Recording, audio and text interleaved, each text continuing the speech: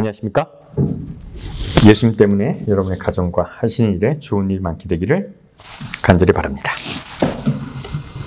자, 이제 예수님이 수가라는 지역에 가셨습니다. 수가라는 지역에 가셔서 사마리아 여인과 대화를 하셨어요. 이 여인의 질문은 이런 질문이었어요. 왜 종교가 여러 가지입니까? 왜 사마리아인은 그리심산에서 예배드려야지 신이 받는다고 그러고 유대인들은 예루살렘 성에서 예배를 드려야 된다고 그럽니까? 이렇게 질문을 예수님께 했습니다. 근데 예수님의 대답은 이런 거였죠. 어디서 예배하는 것이 중요한 것이 아니다. 예배를 드리는 것은 하나님이시니, 하나님은 영이시니 신령과 진정으로 예배 드리는 것이 맞다라고 예수님이 대답하셨습니다. 이게 첫 번째 성경절입니다. 요한복음 4장 24절입니다. 한번 읽어보겠습니다. 시작. 하나님은 영이시니 예배하는 자가 신정과 진정으로 예배할지니라. 그래서 교단이나 장소는 중요하지 않다고 이렇게 말씀을 하신 거예요. 그러면 예수님이 하신 말씀은 이런 거죠. 하나님은 영이시니까 육적인 거에 구애받지 않으신다는 거죠. 예배도 영적으로 드려야 한다는 겁니다.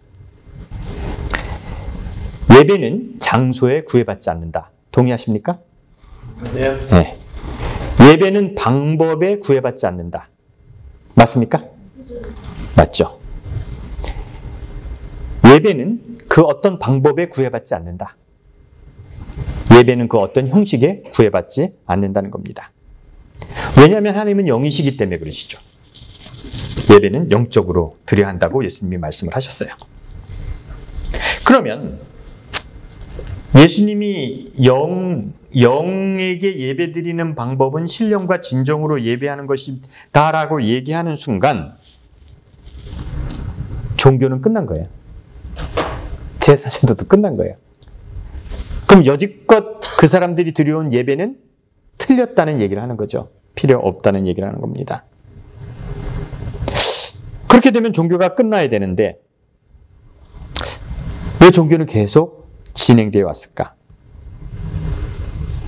엄밀히 말하면 예수님이 저 얘기를 할 때 모든 예배 뭐 이런 것은 다 끝나야 되는데 왜 계속 진행됩니까? 목사님, 어느 교단이 맞습니까? 그럼 어떻게 대답해야 됩니까, 제가? 예? 어느 교회에 나가야 됩니까? 그럼 제가 어떻게 대답해야 됩니까?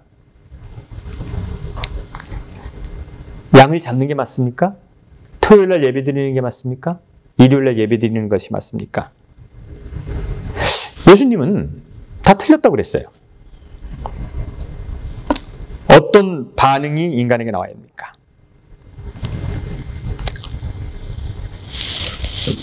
신령과 진정으로 예배할지니 라고 얘기했을 때 보통 사람들은 이렇게 질문을 합니다. 그럼 신령과 진정으로 예배 드리는 것은 어떻게 드려야 합니까? 라고 질문을 하겠죠. 그죠? 여러분 그렇게 질문하지 않겠습니까? 그럼 제가 여러분이 신령과 진정으로 예배하는 것이 어떻게 하는 거예요? 라고 물어보면 제가 안다고 그러겠어요? 모른다고 그러겠어요? 예? 모르는 것 같아요, 제가? 참. 저를 무시합니까? 누구에게 물어봐도 모르죠. 누구에게 봐도 모릅니다. 여러분들이 여지껏 예배 드려왔던 것이 옳은 예배였습니까? 라고 제가 여러분에게 질문하면. 옳은 예배인 줄 알고. 아, 그렇게 알고 살았어요? 아. 그럼 누군가 그것을 틀린 것이라고 알려주면 어떻게 해야 됩니까? 맞다고 증명을 못해야죠. 하지 말아야 됩니까? 틀린 건데? 틀렸다고 그래서 우리가 틀렸다고 동의했으면 어떻게 해야 합니까? 동의한 대로 살아야죠. 동의하면 그만해야 됩니까? 틀린 것을 알려드렸어요. 예수님께서 그거는 틀렸다라고 얘기했어요. 여러분, 여지껏 우리가 예배드린 거 틀렸습니다. 그럼 여러분들은 저에게 뭐라고 질문하는지 아십니까? 뭐라고 질문할 것 같아요? 뭐라고 질문할 것 같아요? 어떻게 네? 뭐가 맞는 틀린 것을 내가 가르쳐줬는데 틀린 것을 가르쳐주면 사람들이 저한테 하는 질문이 뭐예요, 그러면? 그럼 이때까지 우리 살아본 의미가 그건 잘못 살았어요. 그건 내가 대답할 수 있어요. 그럼 여러분이 뭐라고 질문해야지 정상일 것 같아요? 증거를 제시해요. 아, 그건 증거는 나도 없고. 그러면 옳게 사는 것은 무엇입니다라고 질문을 해야죠. 그죠? 이게 틀렸다 그러면 목사님 옳은 건 뭐예요? 라고 질문을 하시겠죠. 그렇게 해야지 정상이죠. 그러면 신령과 진정으로 예배드리는 것이 무엇입니까? 라고 질문을 해야 되는 게 맞습니다. 그러면 그렇게 질문하면 저는 뭐라고 대답해야 됩니까? 모르겠는데요? 이렇게 대답할 수밖에 없죠. 여러분이 교회를 다니고 신앙생활을 할 때 있어서 목사를 버려야 될 순간이 옵니다. 그 목사는 사기꾼! 저 말은 들 필요 없어라고 하는 순간이 올 때가 있을 겁니다. 언제 그런 순간이 올까요? 언제 여러분들은 그 목사를 버려야 합니까? 혹은 어떤 종교가 그 종교를 버려야 될 순간이 오는데 어떨 때 그 종교를 버려야 합니까? 믿었는데 믿었는데 안 됐어. 믿었는데 안 됐어. 아이, 뭐 그거는 봐봐요. 근데 봐주세요 그래도. 받는다고 뭘 받는다고 네. 열심히 했거든. 네. 안 이루어졌어. 네. 버려야죠. 그럼 버려야 돼요? 깨달았을 깨달았을 때? 언제 버려야 됩니까? 목사가 어떤 얘기를 할 때 버려야 됩니까? 이상한 얘기는 늘 하는데. 노상 이상한 얘기 하는데. 제가 여러분들이 목사를 버려야 될 시간을 가르쳐 드릴게요. 어떤 얘기를 하면 버려야 되냐면요. 신령한 것이 어떤 것인지 정의하면 그 목사를 버리십시오. 뭐라고요? 아, 힘들어요? 신령한 것이 이런 거다라고 정의하면 그 목사를 버리십시오. 모르겠어요? 이해되세요? 안 되세요? 됩니까? 이거는 신령한 일이다라고 정의하면 그 목사는 버림받아야 돼요. 그 목사가 하나님은 이런 예배를 원하십니다라고 얘기하면 버리십시오. 뭐라고요? 하나님은 이런 예배를 원한다고 정의하면 버리십시오. 하나님이 뭘 원하는지 모릅니다. 어떤 목사의 설교를 들을 필요 없냐면 하나님의 음성을 오늘 듣고 설교한다는 목사의 설교는 그냥 일어나 가십시오. 어떤 목사가 오늘 하나님께서 이런 말씀을 주셨다고 하고 설교하면 그건 듣지도 말고 가십시오. 그건 시간 낭비예요. 그리고 자기가 하나님의 깊은 뜻을 깨달았다고 하면 가십시오. 그건 교회를 떠날 순간입니다. 그런 목사의 설교를 들을 필요도 없습니다. 하나님은 이런 것을 좋아하신다라고 얘기해도 옳지 않습니다. 이해가 좀 되십니까? 그럴 때는 교회를 버리시고 목사를 버려도 됩니다. 예?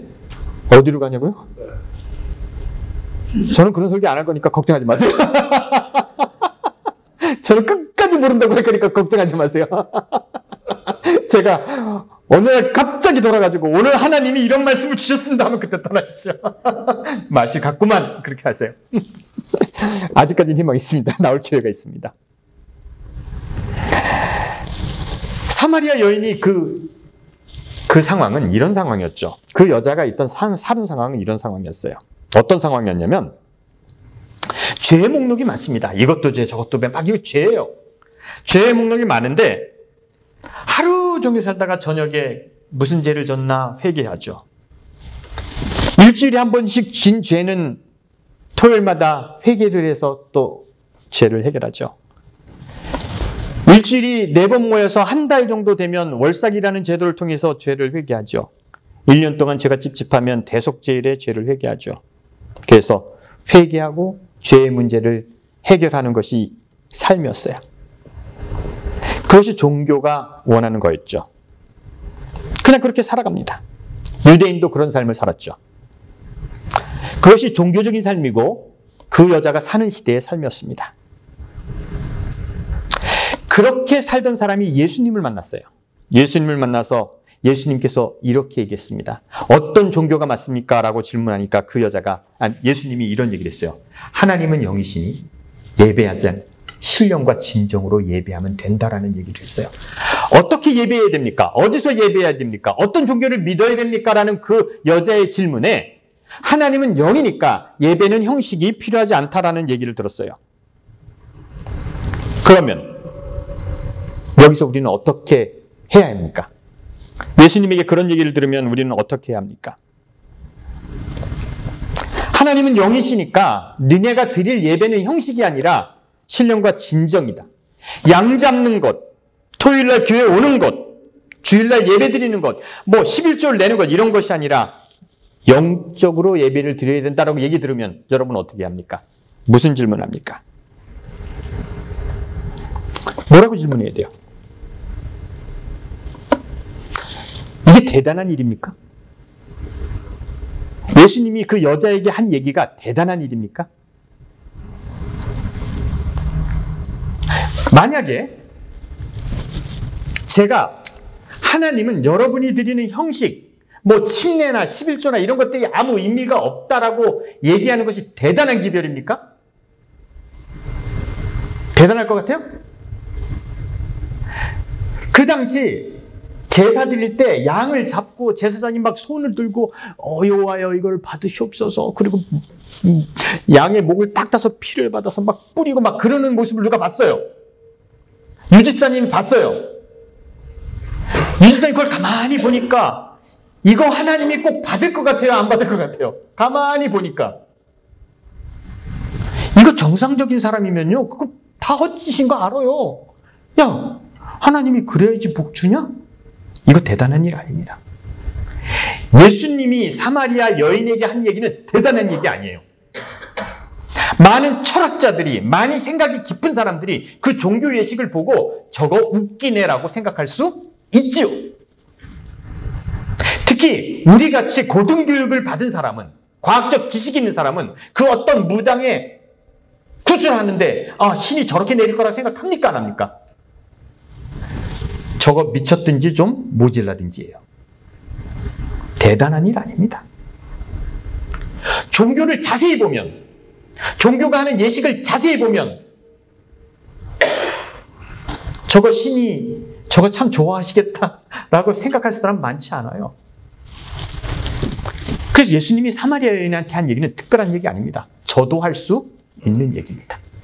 여러분도 할 수 있는 얘기입니다. 대단한 거 아니에요. 틀린 거예요. 양 잡고 장로님이 열심히 찬양하는데 그 찬양 하나님이 받으실까요?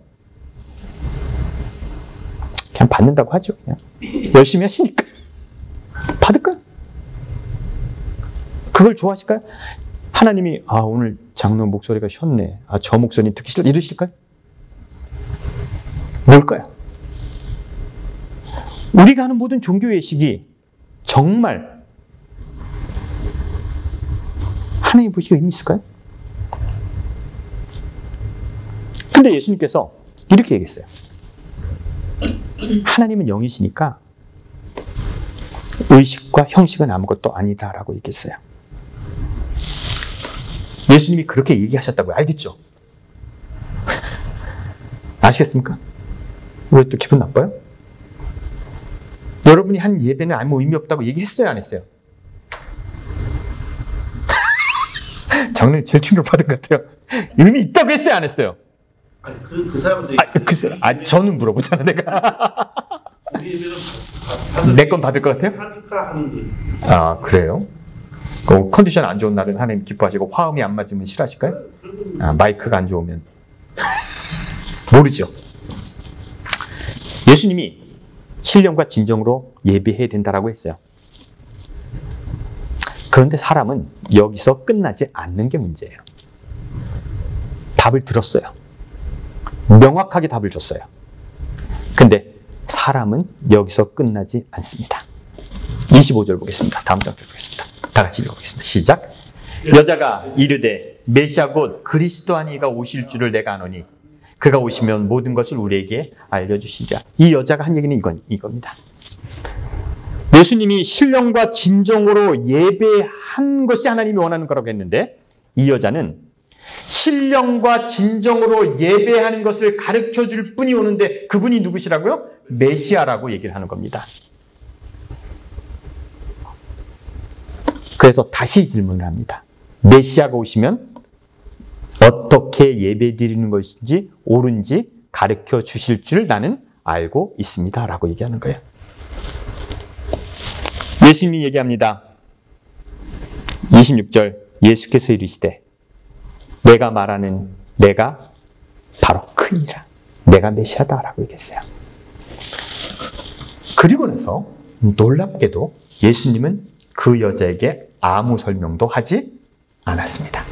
그리고 27절에 제자들이 왔고 여자는 마을로 돌아가서 나의 과거를 안 사람이 있으니까 와서 보라라고 썼어요. 그리고 더 이상 여자와 예수님과의 대화는 있지 않습니다. 참 재밌는 성경절이에요.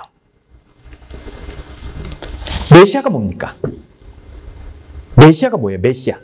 메시아의 뜻이 뭡니까? 메시아의 뜻. 구원자. 구원자.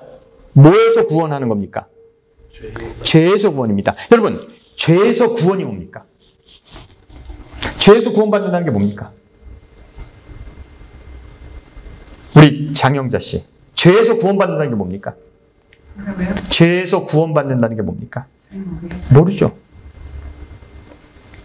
죄에서 구원받는다는 게 뭡니까? 원죄. 예? 원죄를 목적은 영생이라는 거죠. 그래요? 메시아가 죄에서 구원해 주는 건데 영생이라는 거예요? 원죄를 해결해 주신 원죄가 뭡니까? 메시아가 있죠. 아니, 원죄는 뭔데요? 원죄는 뭐예요? 그 아담과 이브의 그럼 아담과 하와가 6,000년 전에 선악과를 먹은 그 죄를 이제 지금 해결돼야 됩니까? 내가 먹은 것도 아닌데? 메시아를 잃어버렸죠. 아이, 됐어요. 아이, 됐어. 불쌍해. 그만. 메시아는 죄에서 구원이라고 생각하죠. 죄에서 구원이라고 생각하는데 no!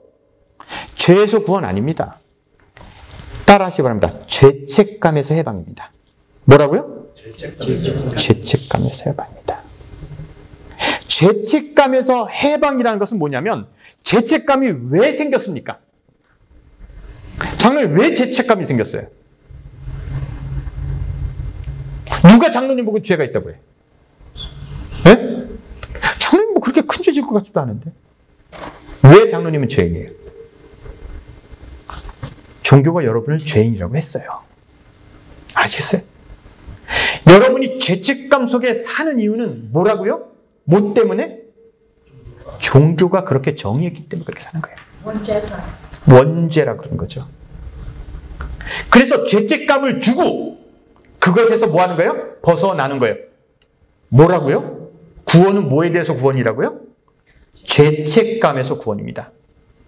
그럼 죄책감은 누가 줬어요? 예? 이스라엘 시대는 랍비가 줬고 지금은 목사님들이 주는 거죠. 저는 안 줍니다.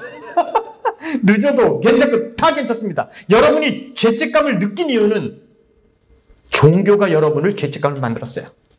그럼 죄책감에서 해방이라는 것은 뭐에 대해서 해방이에요? 메시아는 종교에서 여러분을 해방시키는 거예요. 말이 됩니까? 안 됩니까? 믿으면 믿고 말란 말고. 종교가 여러분에게 죄책감을 만들어 줬으니까 죄책감에서 해방되려면 뭐에서 해방돼야 돼요? 종교에서 해방돼야 돼요.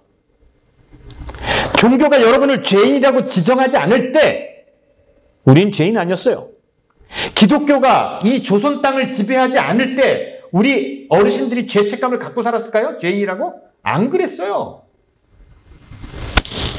기독교가 들어와서 죄인을 만들어야지 회개를 하니까 일단 죄인을 만들어놨어요. 여러분, 죄책감이라는 게 필리핀 필리핀에 가면요. 고난주간에 제가 뭐 지난번에 한번 보여드렸죠. 고난주간에 십자가에 못 박히는 사람들이 있어요. 그 거리에 가면 막 채찍으로 때리고 막 이거 해결됩니까? 죄 문제가 해결되기 위해서 그렇게 하는 겁니까? 여러분이 몸부림친다고 십자가에 달린다고 여러분 죄책감의 문제가 죄의 문제가 해결됩니까? 여러분 안 돼요. 종교가 여러분들에게 심어준 그 죄책감은 해결되지 않습니다. 그래서 예수님이 그 여인에게 얘기하는 거예요. 야, 그거 가지고 뭐예요? 안 돼. 그런 거예요. 아시겠어요? 그거 가지고 안 돼. 안 된다는 겁니다. 충격을 받습니다. 내가 했던 모든 종교적 예식이 의미가 없는 것인가? 형식은 중요하지 않은 것인가? 깜짝 놀랐어요. 그래서 사마리아 여인이 깜짝 놀랐습니다. 그러면요, 여러분. 제가 이제 이렇게, 여러분 같이 연극을 할까요? 제가 여러분들에게, 죄책감을 사무친 여러분에게, 여러분, 죄책감에서 해방되시기 바랍니다. 그리고 하나님은 영이시니까, 여러분이 하는 그 어떤 행위나, 여러분이 하는 어떤 형식이나 의미 없습니다. 제가 이렇게 선언하면 여러분은 어떻게 해야 돼요? 어떻게 해야 됩니까? 네? 목사님 참 용기가 많으십니다. 어떤 반응을 보여야 돼요? 와! 그렇습니까? 정말입니까? 안 그래요? 무슨 힘이 있다고? 무슨 힘이 아니 여러분 죄책감에서 해방됐다고 그러고 하나님은 영이시니까 이런 일 다 필요 없다고 이제 11조 내지 아니 다 필요 없어요. 이제 여러분 진정한 마음으로 사죄하면 여러분들이 와 정말 맞습니다. 동의하잖아요. 동의하잖아요. 진짜 동의하잖아요. 안 해요? 나 혼자만 떠듭니까? 이런 된장 안 동의합니까? 그 습관이 있어요. 그래 안 됩니까? 그럼 예수님이 그런 얘기했을 때 동의를 안 하는 거랑 똑같은 거예요. 나도 똑같은 얘기를 하고 있는데 형식이 아니라고 똑같은 얘기를 하고 있는데 왜 동의 못합니까? 이상하네. 끝났어야 돼요. 예수님께서 끝났다고 얘기한 거예요. 형식은 끝났다고 얘기하는 거예요. 근데 이 여자는 뭘 한다고요? 다시 뭐 한다고요? 질문을 합니다. 다시 질문을 합니다. 그런데 신령한 예배는 어떤 것이냐고 질문을 합니다. 멈췄어야 되는데 다시 질문을 합니다. 여러분 제가 한 가지 질문을 할게요. 아주 철학적인 질문을 할게요. 했는데 썼나 모르겠는데 한번 넘겨보세요. 나는 언제 멈춰야 하는가? 이건 멋있는 질문이야. 나의 종교 생활은, 나의 신앙 생활은, 혹은 내가 알아가는 것은 언제 멈춰야 되는가? 여러분 답을 맞춰보세요. 첫 번째 질문. 나는 언제 멈춰야 하는가? 다음. 내가 틀린 것을 알았을 때 멈춰야 됩니까? 다음. 내 진리를 찾았을 때 멈춰야 됩니까? 언제 멈춰야 될까요? 진리가 뭡니까? 그래서 이 답을 하라고 해서 여기 더 나가지 말고. 여러분 무엇인가 멈춰야 될 때, 내가 틀린 것을 알았을 때 멈춰야 됩니까? 내가 진리를 알았을 때 멈춰야 됩니까? 진리를 알았을 때? 진리를 알기가 힘들다. 네? 그래서 그냥 1번, 2번 답하라고요. 뭐 따져. 언제 멈춰야 됩니까? 저렇게 참 삐딱해. 예수님 앞에 가서도 그럴 거죠. 따질 거죠. 언제 멈추는 것이 맞을까요? 그렇죠. 몰라요? 모르겠어요. 예수님께서 진리가 너희를 자유케 하리라 그랬는데 뭐 예수님 얘기했다가 또 다 그렇게 되는 건 아니잖아요. 그러니까 모르잖아요. 그건. 그거는 추상적인 얘기니까. 근데 꼭 멈춰야 되는 이유가 있어요? 바뀌면 되잖아요. 바꾸면. 네? 바뀌면 되잖아요. 왜 멈춰요? 바뀌면 되지. 하는 거를. 틀린 거였는데 아니 틀린 거를 맞는 걸로 바꾸면 되잖아요. 틀린 건데 바꾸면 된다고. 맞는 걸로 바꾸면 오. 목사님 제일 편한 거는 네. 관심을 안 갖는 거죠. 또 이 사람도 다 이상해. 그냥 설교는 준비하고 또 얘기하자고 뭐 질문 나오니까. 제가 정확히 모르겠어요. 무슨 도미니카 수도회라는 게 있어요. 이런 것 같아.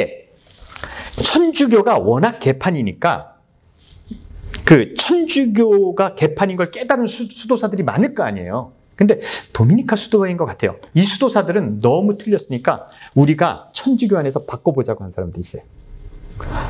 천주교를 바꿀 수 있었을까요? 지들이 바뀌었을까요? 지들이 바뀌었어. 근데 마르틴 루터는 천주교가 틀리니까 어떻게 했어요? 뛰쳐 나왔어요. 바뀌는 건 안 돼요. 언제 우리가 멈춰야 되는가? 여러분, 틀렸어요. 틀린 걸 알았을 때 멈춰야 돼요. 틀린 걸 알았을 때 멈춰야지만 돼요. 그럼 좀 너무 나가는 거예요. 제가 이제 그건 답을 못 하겠어요.